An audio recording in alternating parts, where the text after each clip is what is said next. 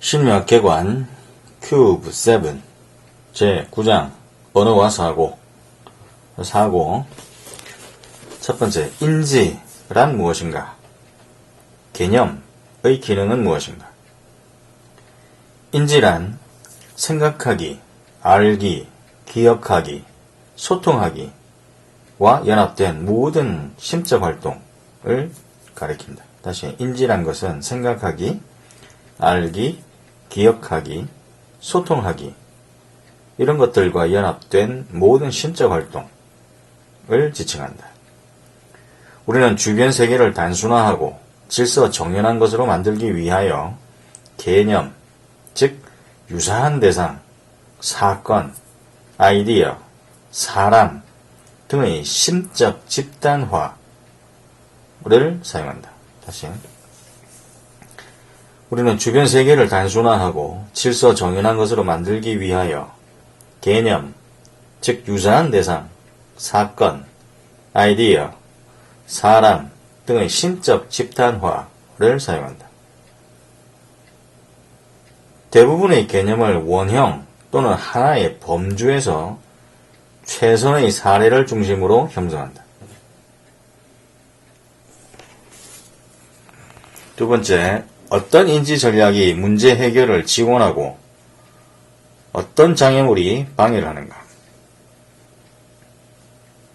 알고리즘, 예를 들어서 화재가 났을 때 건물을 소개하는 과정을 단계별로 기술하는 것 같은 이런 알고리즘은 문제의 해결책을 보장하는 논리적 규칙이나 절차이다.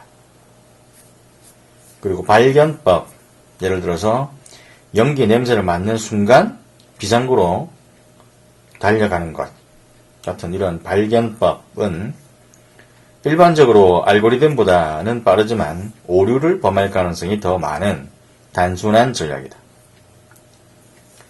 통찰은 전략에 기반한 해결책은 아니지만 문제를 해결하는 순간적으로 번쩍이는 영감을 말한다.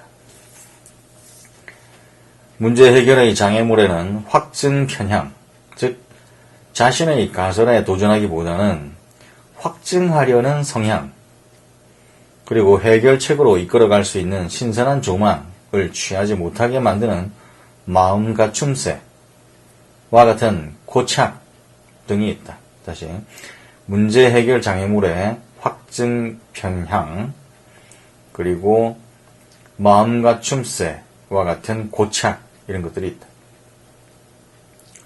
세 번째, 직관이란 무엇인가? 가용성 발견법, 과신, 신념 집착, 틀 만들기 등이 어떻게 결정과 판단에 영향을 미칠 수 있는 것인가? 직관은 체계적 추리 대신에 흔히 사용하는 즉각적이고 자동적이며 노력을 들이지 않는 느낌이나 사고를 말한다. 발견법은 즉각적인 판단을 가능하게 해준다.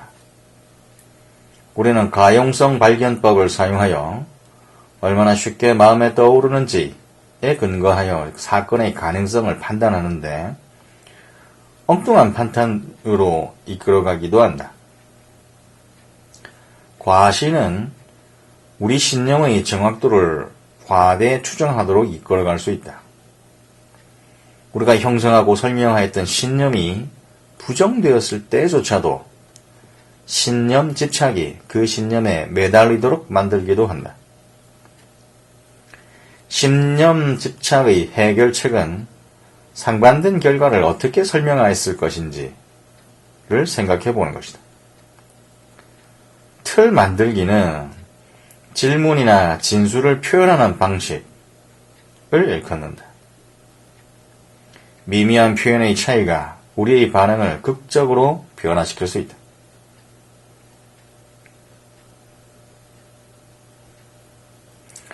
네 번째, 어떤 요인들이 일어날 가능성이 없는 사건들에 대한 두려움을 가중시키는가? 자, 일어날 가능성이 없는 사건들에 대한 두려움을 가중시키는 것이 어떤 것들이냐? 우리는 조상들이 우리로 하여금 두려워하도록 준비시켜준 것들, 그러니까 이제 담배 대신에 뱀, 이런 거, 제어할 수 없는 것들, 그러니까 운전 대신에 비행기 타기, 즉각적인 것들, 운전하면서 헤아릴 수도 없이 많은 사소한 위험 순간들 대신에 비행기가 이착륙하는 것, 그리고 아주 쉽게 가용한 것들, 예를 들어서 헤아릴 수 없이 많았던 안전한 자동차 여행 대신에 비행기 재앙의 선명한 이미지, 이런 것들을 무서워하는 경향이 있다. 다시.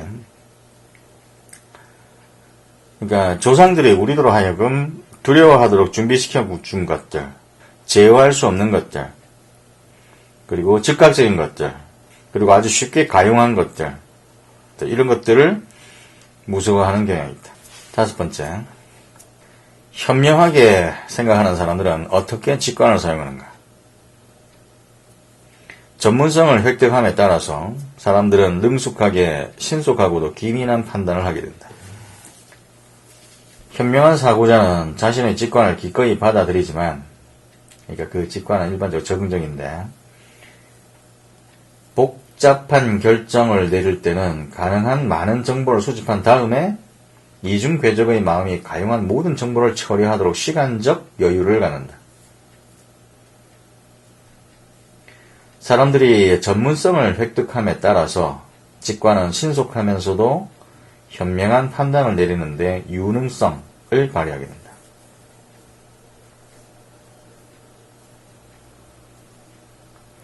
여섯 번째, 창의성이란 무엇인가? 무엇이 창의성을 조장하는가? 새롭고 가치 있는 아이디어를 생성하는 능력인 창의성은 적성과 어느 정도 상관이 있지만 학교, 똑똑이 이상의 것을 의미한다. 적성검사는 수렴적 사고를 요구하지만 창의성은 확산적 사고를 요구한다.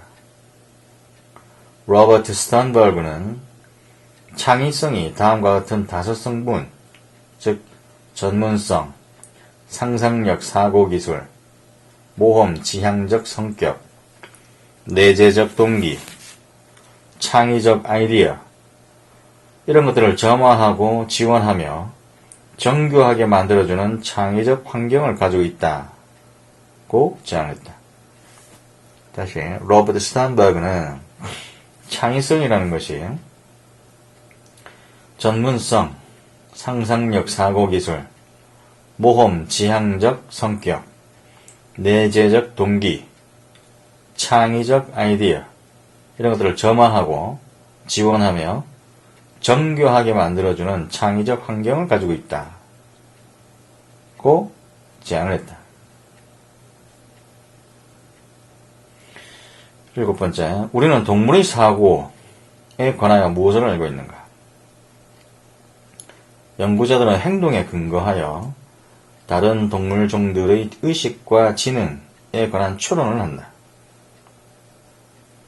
이러한 연구들은 영장류에 초점이 맞추어져 있지만 다른 동물종들도 연구의 대상이 되어왔다. 오늘날까지의 증거들을 보면 다른 종들도 개념, 수, 도구 이런 것들을 사용할 수 있으며 학습한 내용을 세대를 거쳐 전달할 수 있다는 사실을 알 수 있다. 또한 통찰, 자기 자각, 이타심, 협력, 비탄, 상대방의 의도를 읽어내는 능력 등도 보여준다. 언어와 사고. 여덟 번째, 언어의 구조적 성분들은 어떤 것이 있는가? 음소는 한 언어의 기본 음성 단위이다.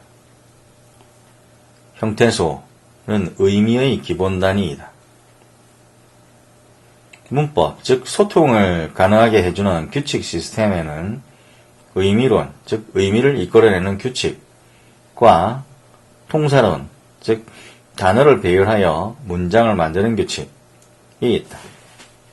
의미론적 문법, 통사론적 문법이 있다. 9번째, 언어 발달의 이정표에는 어떤 것이 있는가? 어떻게 언어를 획득하는가? 언어 발달의 시점은 차이가 있지만 모든 아동은 동일한 순서를 따른다. 수용성 언어, 즉 상대방이 말한 것을 이해하는 능력은 단어들을 표현하는 능력인 표현성 언어보다 앞서 발달한다. 대략 생후 4개월이 되면 유아는 옹알이를 시작하는데 전 세계에 걸쳐 존재하는 모든 언어에서 나타나는 말소리를 낸다. 대략 10개월이 되면 옹알이는 집에서 사용하는 언어의 말소리만 포함한다. 대략 12개월이 되면 아동은 단일 단어를 말하기 시작한다. 한 단어 단계는 두 돌이 되기 전에 두 단어, 전보식 형태의 두 단어 말로 발전하며 그 이후에 온전한 문장을 말하기 시작한다. 언어학자 노암 촘스키는 모든 언어가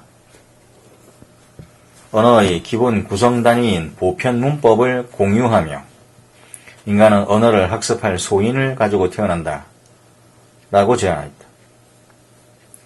우리는 생물학적 특성과 경험이 상호작용하면서 학습을 통해 특정 언어를 획득한다. 아동기는 구술 언어나 수화를 능숙하게 학습하는 결정적 시기이다. 이것은 청각장애 아동의 부모들이 심각하게 고려해야 할 중요한 사항이다. 청각장애 아동도 결정적 시기 동안에 와우각 임플란트 수술을 받으면 구술 소통을 숙달할 수도 있기 때문이다. 청각장애자 문화주창자들은 귀가 먹었다는 것은 장애가 아니라 단지 차이일 뿐이라는 견지에서 그러한 임플란트 수술에 반대하고 있다.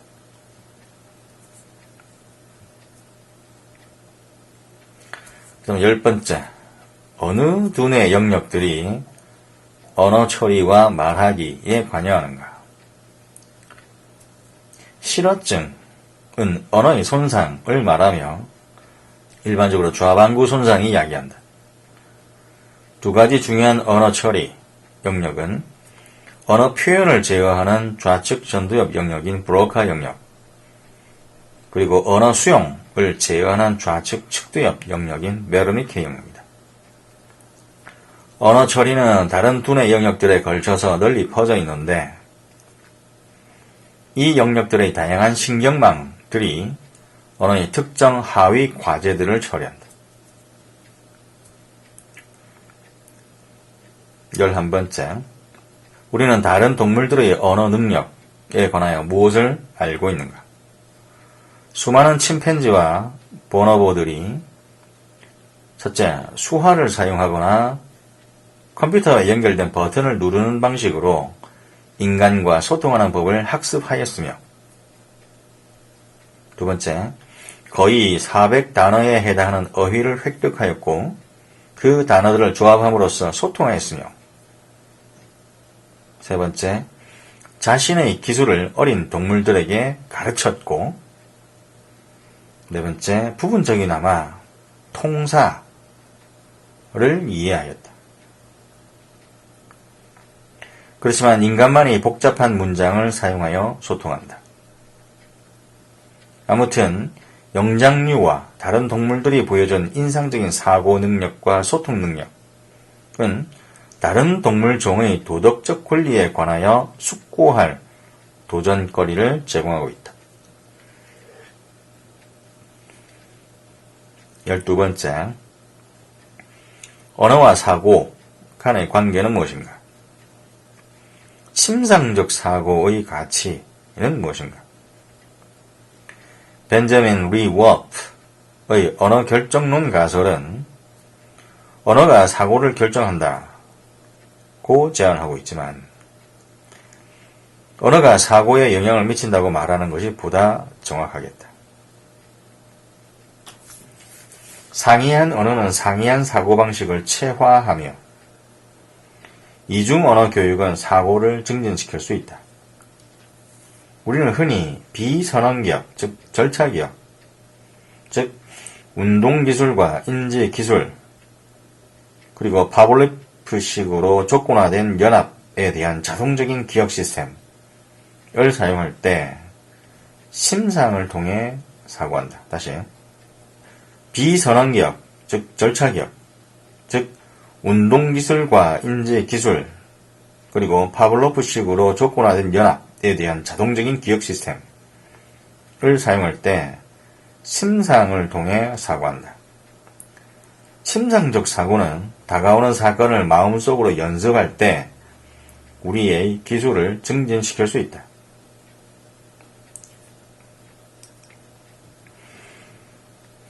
제10장 지능. 지능이란 무엇인가? 첫 번째, 심리학자들은 지능을 어떻게 정의하는가? 일반 지능 G의 주장은 무엇인가?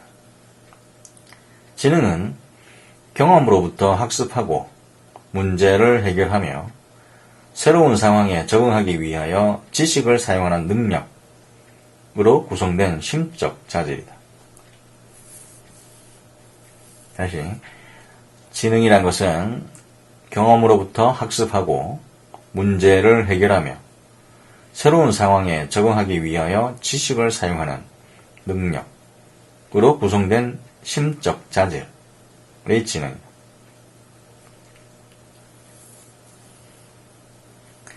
찰스 스피어만은 우리가 모든 특정 심적 능력의 기저를 이루고 있는 하나의 일반 지능 G를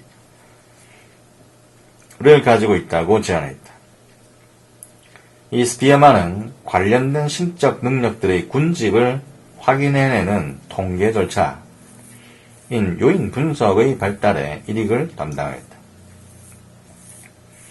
서스턴은 이에 반대하고 심적 능력의 7가지 상이한 군집을 확인하였다. 그렇지만 한 군집에서 높은 점수를 받은 사람은 다른 군집에서도 높은 점수를 받는 경향이 그대로 남아있었다. 연구들은 G 점수가 새로운 상황에서 가장 예측력이 높으며 진화적으로 친숙한 상황에서 사용하는 기술과는 별 상관이 없다는 사실을 나타내고 있다.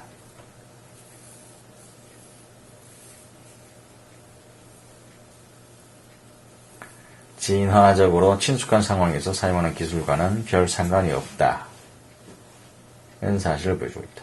다음 두 번째, 가드너와 스턴버그의 다중지능 이론은 서로 어떻게 다른가? 이 이론들은 어떤 비판에 직면해 왔는가? 현자 증후군은 우리가 다중지능을 가지고 있다라는 하워드 가드너의 견해를 지지하는 것으로 보인다. 그는 다음과 같은 8가지 독자적인 지능, 즉 언어지능, 논리 수리지능, 음악지능, 공간지능, 신체 운동지능, 개인 내지능, 대인관계지능, 자연지능을 제안했다. 다시 언론, 음공, 신계, 대자,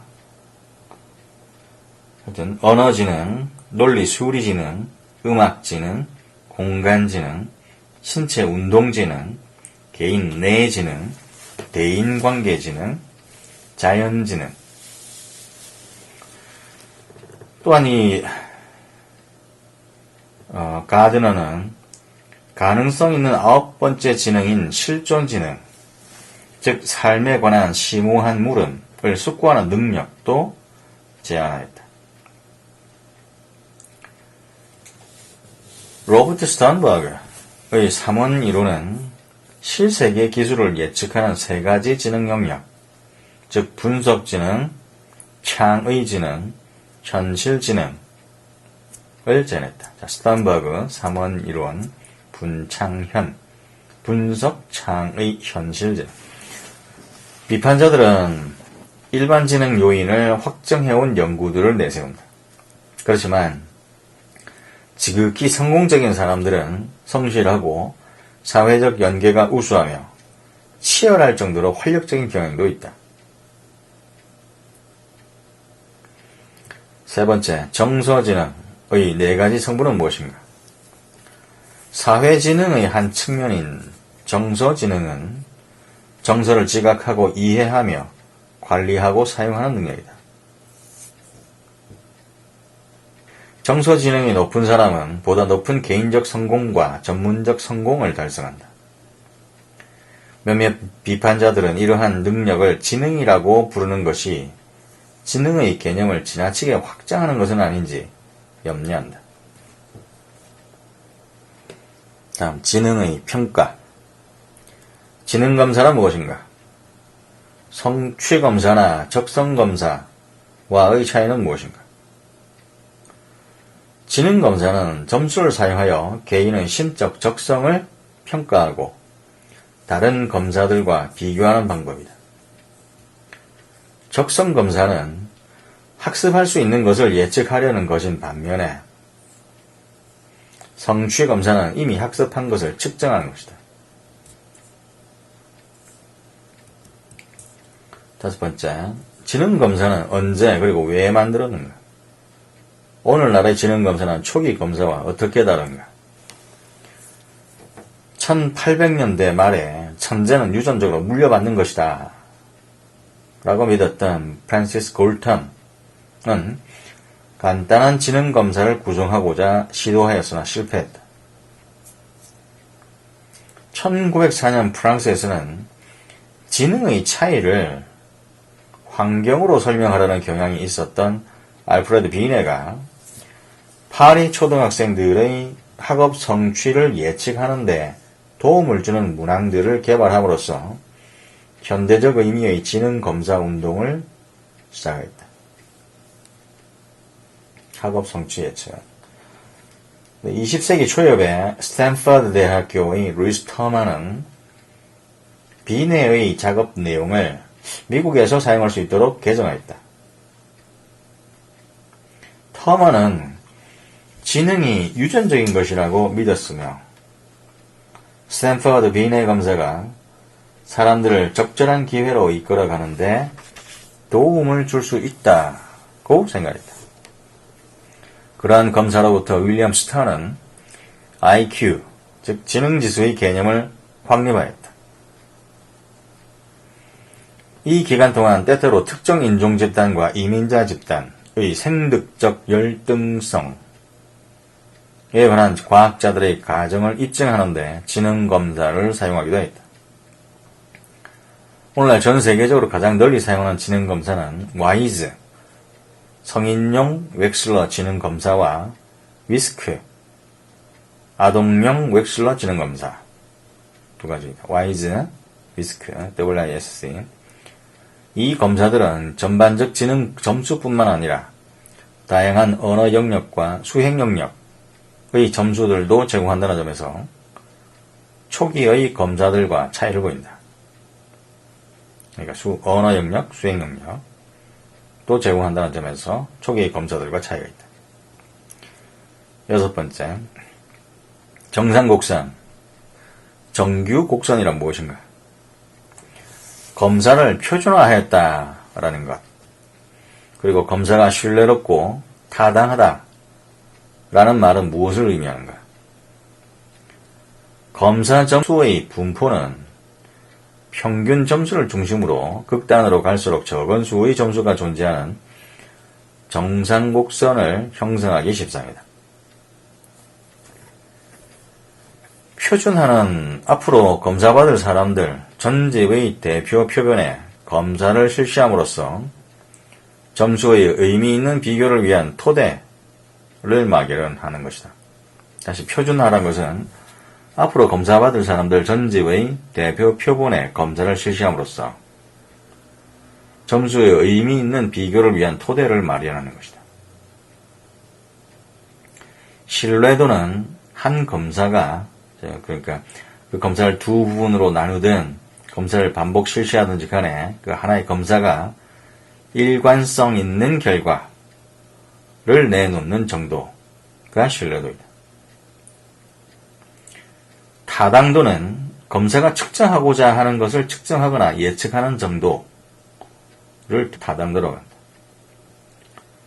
만일 검사가 관련된 행동을 표집하고 있다면, 예컨대 운전시험이 운전 능력을 측정한다라고 이렇게 관련된 행동을 표집하고 있다면 내용 타당도를 갖는다. 예측하려는 행동을 예측을 한다면 예측 타당도를 갖는다. 그러니까 적성검사가 미래의 성취를 예측할 수 있다면 예측 타당도가 있는 것이다. 다음, 지능의 역동성. 7번째. 지능검사 점수는 일생에 걸쳐 얼마나 안정적인가? 노화는 결정지능과 유동지능에 어떤 영향을 미치는가?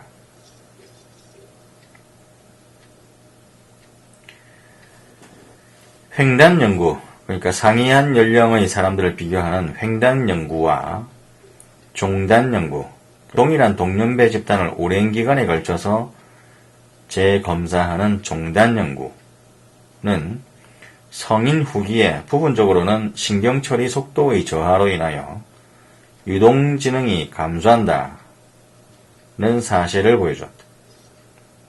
그렇지만 결정지능은 오히려 증가하는 경향이 있다. 지능검사 점수의 안정성은 연령에 따라 증가한다. 4세에는 점수가 꽤나 요동을 치지만 청소년과 성인의 점수를 예측하기 시작한다.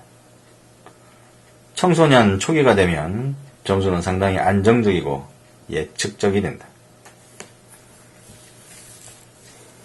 8번째, 지능의 양극단에 위치하는 사람들의 특성은 무엇인가?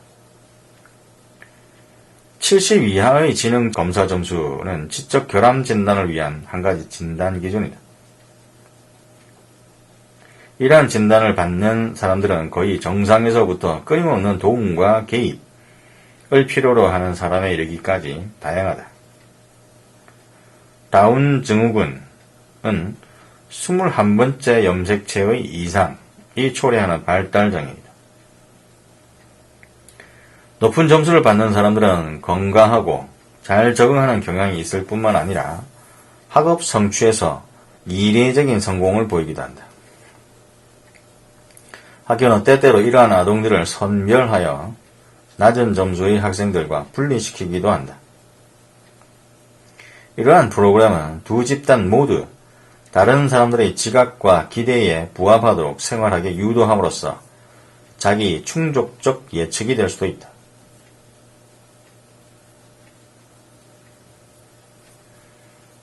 다음, 지능에 대한 유전 영향과 환경 영향.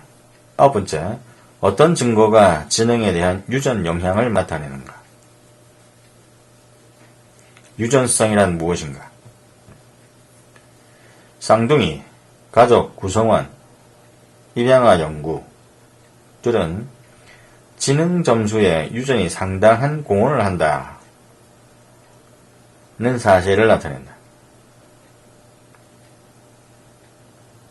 지능에는 수많은 유전자들이 영향을 미치는 것으로 보이며 연구자들은 영향을 미치는 유전자들을 찾고 있다. 유전성이란 유전자의 탓으로 돌릴 수 있는 변산성의 비율을 의미한다. 10번째, 어떤 증거가 지능에 대한 환경 영향을 나타내는가? 지능에 대한 환경 영향. 쌍둥이, 가족 구성원, 입양아 연구들은 환경 영향의 증거들도 제공한다. 분리성장한 일란성 쌍둥이들은 검사 점수가 함께 성장한 일란성 쌍둥이들의 검사 점수보다 약간 덜 유사하다. 그렇지만 여전히 높은 상관을 보인다.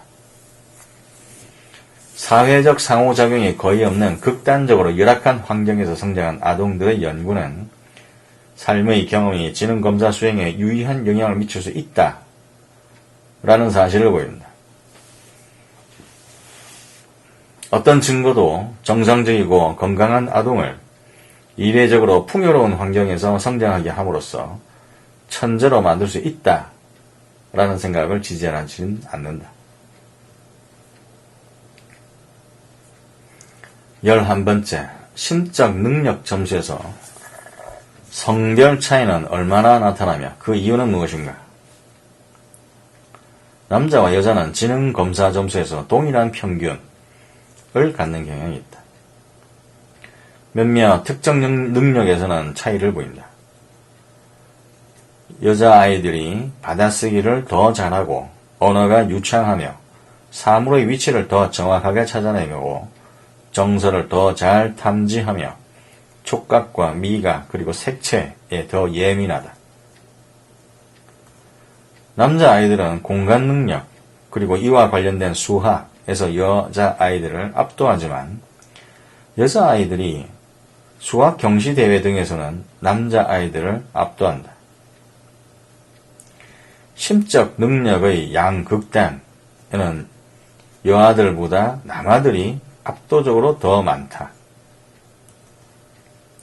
이러한 성별 차이에 대해서 진화적 설명과 문화적 설명이 제한되어 왔다.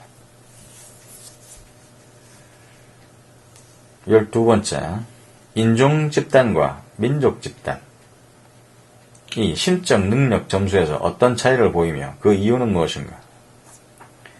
인종 집단과 민족 집단들은 평균 지능 검사 점수에서 차이를 보인다. 증거들은 환경 차이가 이러한 집단 차이의 대부분을 설명한다라는 사실을 시사한다. 13번째, 지능 검사는 부적절하게 편향되어 있는가? 적성 검사는 피검자들이 주어진 상황에서 얼마나 잘 수행할 것인지를 예측하려는 것이다. 따라서 문화 경험이 야기하는 수행 차이에 민감하다는 의미에서 필연적으로 편향되어 있다. 다시, 문화 경험이 야기하는 수행 차이에 민감하다라는 의미에서 필연적으로 편향되어 있다. 심리학자들에게 있어서 부적절하게 편향되었다라는 의미는 검사가 특정 집단을 더 부정확하게 예측한다. 특정 집단을 더 부정확하게 예측한다. 라는 것이 부적절하게 편향되었다라는 의미다. 다시, 심리학자들에게 있어서 부적절하게 편향되었다라는 의미는 검사가 특정 집단을 더 부정확하게 예측한다. 라는 것이다.